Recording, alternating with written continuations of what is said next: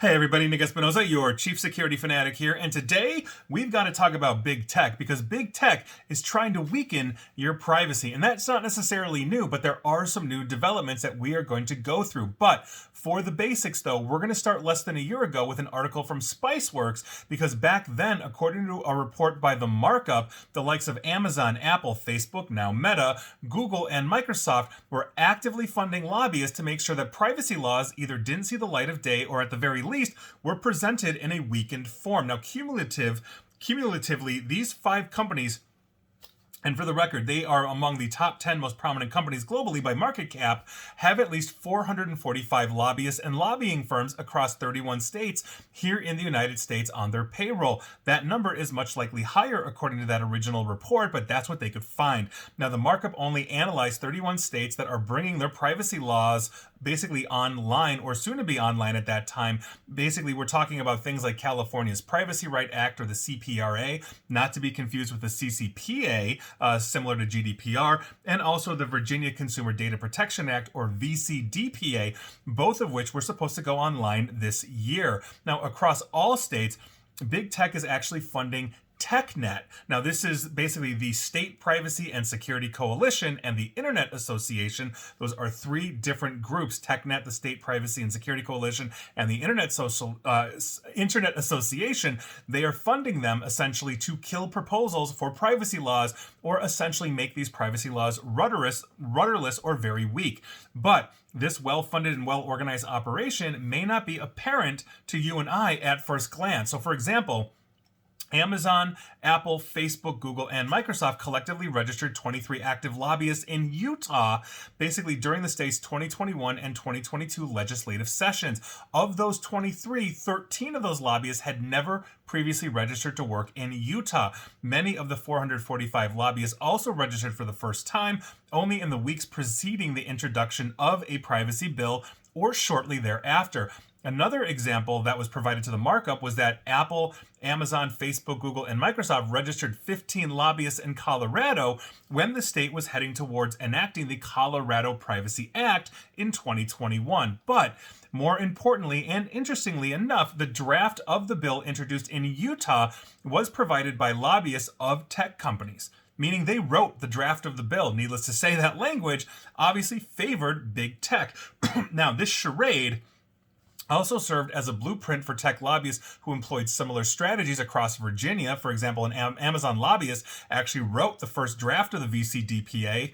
On top of that, states of Washington and Minnesota have also seen first drafts coming from these big tech groups. The markup analyzed state legislative records and found that the TechNet representatives alone, they've testified or supplied written comments for at least 10 states' privacy bills since 2021. Now, while TechNet reps have testified and drafted basically more than any other one of these organizations, the State Privacy and Security Coalition representatives and the Internet Association are also campaigning in other states to bring similar big tech friendly privacy legislation to bear, meaning friendly to big tech, not friendly to your privacy. Now, fast forward to basically now, March of 2023, and we've got some updates because Bloomberg released the other day an article entitled, and I quote, "Tech lobbyists don't want states to let you sue over privacy violations." Basically, that industry-friendly bill that I just mentioned in Virginia is being held up basically by a model, or I should say as a model, by these company representatives,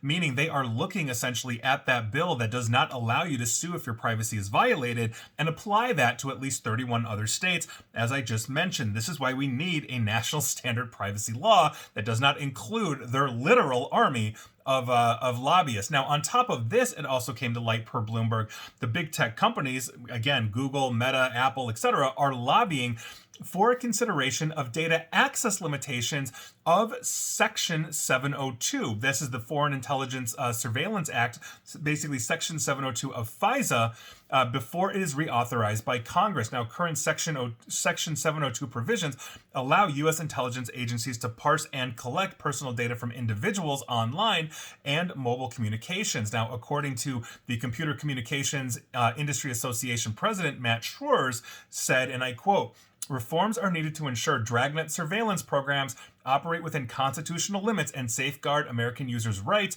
through appropriate transparency, oversight, and accountability. Something, end quote, something apparently big tech does not want. And as I mentioned shortly before, this is exactly why we need a national privacy law.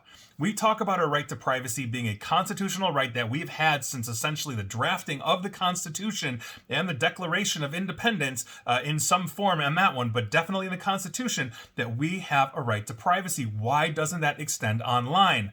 Our laws are behind the advancement of technology, and while other modern countries and organizations like the EU are catching up to this, not to mention Australia, Canada, take your pick, we are continuously behind. And it's because we are an incredibly litigious nation. We allow the lobbyists in. We don't have any rules that really dictate how much they can really lobby for. We do have rules around monetary gifts, registrations, and all of that. But as we've seen, in recent criminal filings in the last 5 years or so, some lobbyists go completely unregistered until they're caught. So this is a huge issue. I think we really need to be focusing on this. We need to be honestly lobbying ourselves for privacy from our congressional leaders, not to mention the executive branch and all of that. And really, if we're able to get that, that should be upheld by the judicial system because it's in line with the Constitution. So we're going to see where this goes. I'm not a fan of this, but understand that big tech doesn't want you private. They make their money by data mining you and then selling that data to somewhere else. Remember, if it's free to you, Google, Facebook, etc., you're the product. And when it's not free to you, Amazon, they're still data mining you on top of selling you things. So this is a huge problem, not to mention Apple doing the same thing too. Don't want to leave them out, or Microsoft. So this is a huge issue. I'm sure this is not going to go over well by anybody that works for one of those companies that is watching this, but honestly, it's what we need. And as much as I enjoy, let's say, a lot of the products that come out of these companies, we really need to make sure that we are being private as we are using them. And I think that's something that we need to consider. So that is your news of the day. Get to work. Please lobby your member of Congress. And please like, share, follow me here as well on Facebook and Twitter at NickAESP while you're lobbying that member of Congress. And subscribe to me at YouTube as well and show them this video.